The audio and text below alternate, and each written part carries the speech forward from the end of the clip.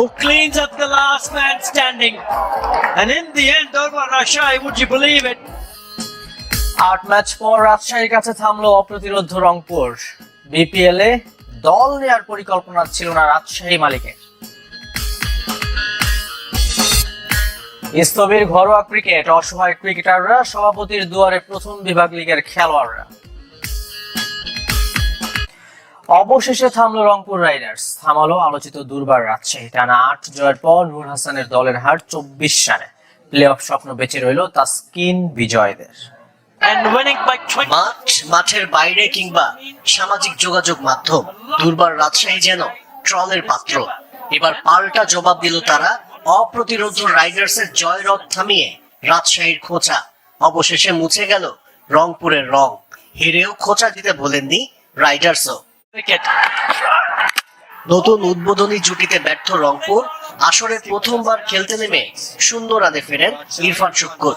Steven Taylor ও ইফতিখারকে পরপর 2 বলে বিদায় করে হ্যাটট্রিকের সুযোগ তৈরি করেছিলেন Mehrab. One he plays is straight into the hand. খুশদিলকে নিয়ে জুটি গড়ার চেষ্টা করেও ব্যর্থ সাইফ হাসান। ইনফর্ম পাক অলরাউন্ডার 14 রানে কাটা পড়েন। সাইফ হাসানও থামেন 43 রানে। আর শেখ মেহেদীকে দুর্দান্ত রিটার্ন ক্যাচে বিদায় করেন Ryan Burns. As he held on.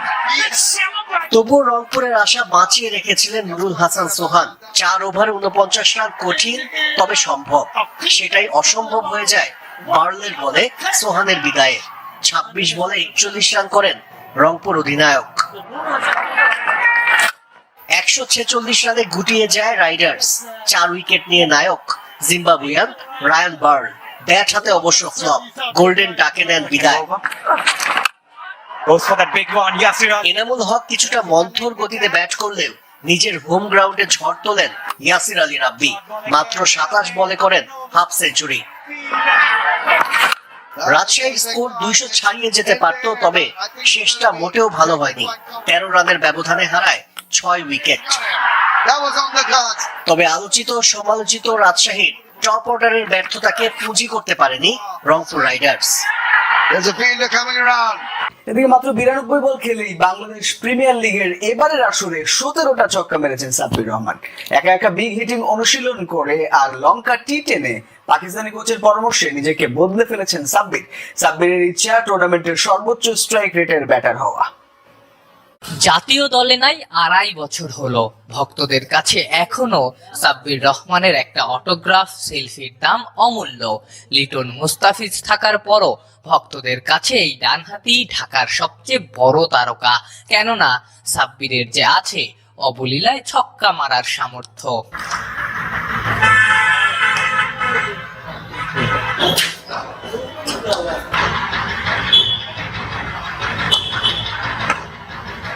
এরই মধ্যে এই বিপিএল এ 17টা ছক্কা মেরেছেন সাব্বির, সেটাও মোটে 92 বলে। ছক্কা মারার রেশিওতে প্রতি 5.5 বলে একটা করে ছক্কা মারা সাব্বিরের ধারে কাছে নেই আর কেউ। আমাকে সবাই ছক্কা হিসেবে চিনবে। আমার কাছে মনে হয় যে এটা আমার একটা কনফিডেন্স। রেঞ্জ হিট করেছি, খোলা মাঠে কিভাবে 6 মারা যায়, ওভারঅল 360 তে কিভাবে মারা যায়, সেটার মধ্যে পানি ঢেলেছি। এর মধ্যে বলকে আরো স্পিড করার চেষ্টা করেছি, যেন বল যেন আমাকে আঘাত করে, ওরা যেন মারতে পারে 6।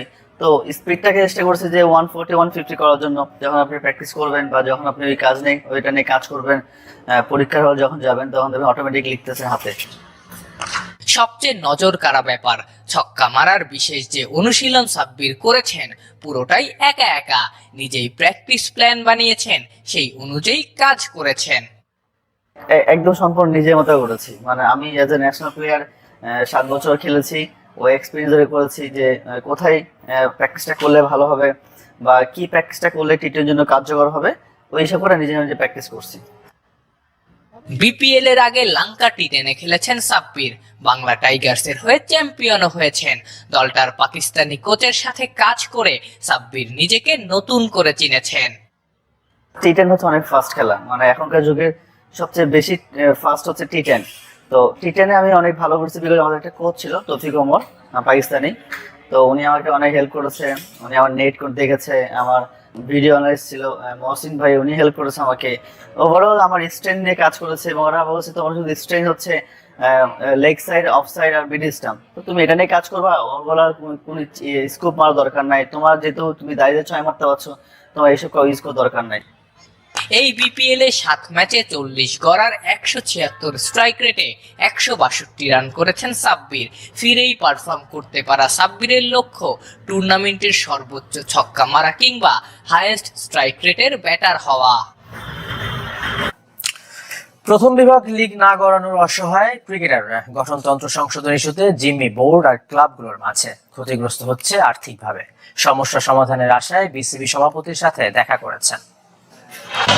গঠনতন্ত্র সংশোধন ইস্যুতে ক্রিকেট বোর্ড আর ক্লাবগুলোর মাঝে জিম্মি ক্রিকেটাররা।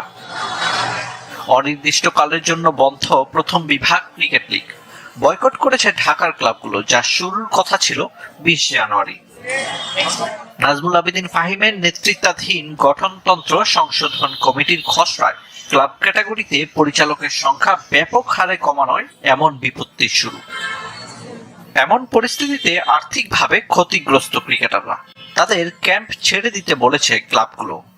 প্রত্যেকটা ক্লাবে কিন্তু আমাদেরকে যার যার বাড়িতে চলে যাওয়ার জন্য বলছে, তো সেক্ষেত্রে কিন্তু আমরা এখন বাড়িতে চলে যাব, আমরা কি খেলতে পারবো কিনা, আমরা কি আবার মাঠে ফিরতে পারবো কিনা, আমরা প্রত্যেকটা প্লেয়ারে কিন্তু অনিশ্চিতের মধ্যেই আছি।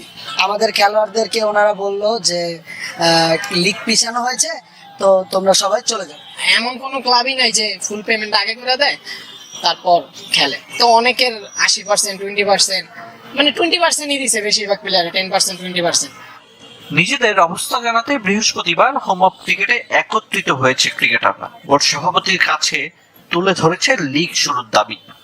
আমরা 7-8 মাস প্র্যাকটিস করি এই 1-2 মাস খেলার জন্য, আর এইটা দিয়ে আমাদের রুটি রুজি, এটা দিয়ে আমরা সারা বছর চলি। উনি আমাদেরকে কমিটমেন্ট করছে যে প্রিন্স কোনো মিস হবে না ঢাকা লিগের।